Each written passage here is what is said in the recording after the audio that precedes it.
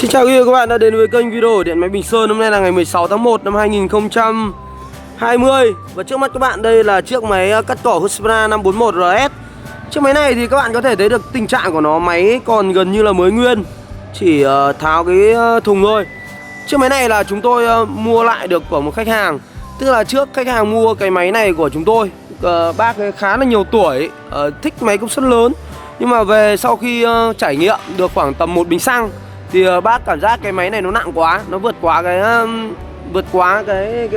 cái sức khỏe của bác. Và bác đã chuyển qua máy 226R và chúng tôi thu lại chiếc máy này. Và chiếc máy này thì các bạn có thể thấy được gần như mới. Hôm nay thì chúng tôi đăng lên chiếc máy này để cho các bạn, nếu mà ai có nhu cầu về máy lớn 541RS thì có thể tham khảo. Chiếc máy này thì do thu lại, giá của nó cực kỳ hợp lý. Chúng tôi bán chiếc máy này với giá là 5 triệu các bạn nhé, 5 triệu đồng. Máy này thì mới chạy 1 bình xăng thôi, còn rất là đẹp. Thì chúng tôi sẽ quay chi tiết luôn để các bạn hoàn toàn có thể yên tâm khi mà mua chiếc máy này, tiết kiệm được rất là nhiều. Đây các bạn có thể thấy được tình trạng của máy nhá, mới tinh luôn, mới chạy 1 bình xăng thôi.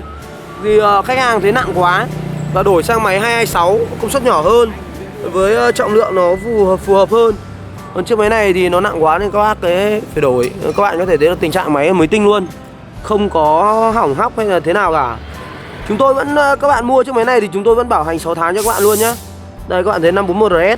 Riêng máy 541 thì các bạn yên tâm luôn, thì không có hàng giả hàng nhái, nên là các bạn hoàn toàn có thể tin tưởng và không sợ dính hàng giả hàng nhái. Đây tất cả những cái ở đây nhá, tay lái này, ghi đông này, cùm này.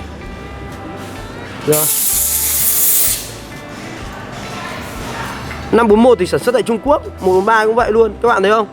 Sản xuất năm 2019 đây này, Husqvarna này. Đây là chiếc 541RS nhá, mới tinh luôn. 5 triệu các bạn ạ. Các bạn mua chiếc máy này thì tiết kiệm được khá là nhiều rồi, gần như mới tinh.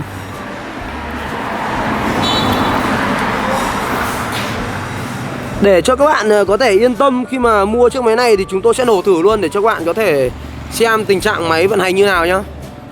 Quỳnh ơi, chiếc máy này có xăng không em? Chưa đổ một ít xăng vào, chưa nổ xem nào. 5 triệu các bạn nhá, 5 triệu cho máy này. Cơ hội rất là ít, cơ hội rất là hiếm. Các bạn mua chiếc máy này nó rẻ hơn được quá nhiều, rẻ hơn được gần 1 triệu đồng đấy.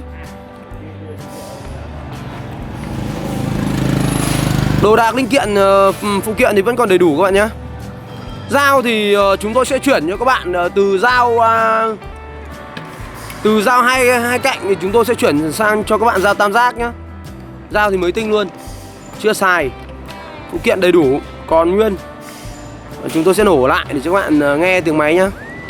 Máy này thì chia sẻ thật luôn, mới chạy được 1 bình xăng thôi, thì nặng quá mà. Đấy các bạn thấy không?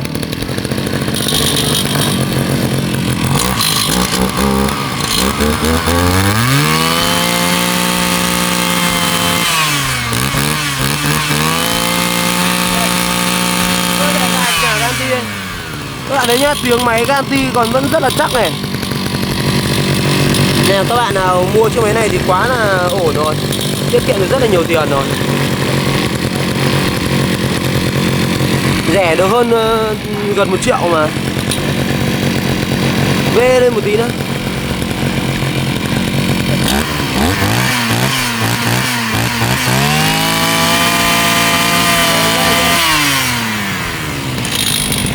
Rồi. Chiếc máy này thì như lướt. Các bạn bỏ ra 5 triệu mua, tiết kiệm được gần 1 triệu đồng luôn, quá là hợp lý. Máy mới chạy được 1 bình xăng. Như vậy thì các bạn mua về các bạn như thế, các bạn chạy thôi, các bạn không cần phải rốt đa nữa. Bình thường ví dụ máy mới thì các bạn phải chạy rốt đa, còn đây máy người ta đã chạy 1 bình xăng rồi thì các bạn về gần như không phải rốt đa nữa. Rồi nếu các bạn muốn mua hàng thì vui lòng liên hệ với Điện Máy Bình Sơn nhé, theo số điện thoại 0961 349 345 hoặc 0974 457 099. Vui lòng like, subscribe kênh, đăng ký và bật chuông thông báo nhé. Bây giờ là cái thời điểm nó sát Tết rồi nên là cái máy này thì chúng tôi bán với điều khoản là các bạn thanh toán trước 100% đơn hàng nhá, chứ không có ship code nữa. Bây giờ bên bưu điện họ không nhận ship code nữa.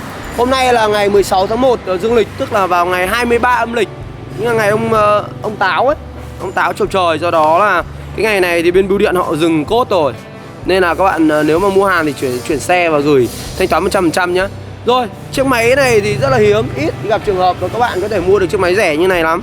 Nên là nếu mà các bạn có nhu cầu thì nên xúc ngay, đừng chần chừ nữa, tiết kiệm được gần 1 triệu đồng cơ mà. Rồi, cảm ơn các bạn đã quan tâm và theo dõi. Xin chào và hẹn gặp lại các bạn ở những video sau. Vui lòng nhấn nút subscribe hoặc đăng ký để theo dõi kênh. Nhấn chuông để nhận thông báo khi có video mới.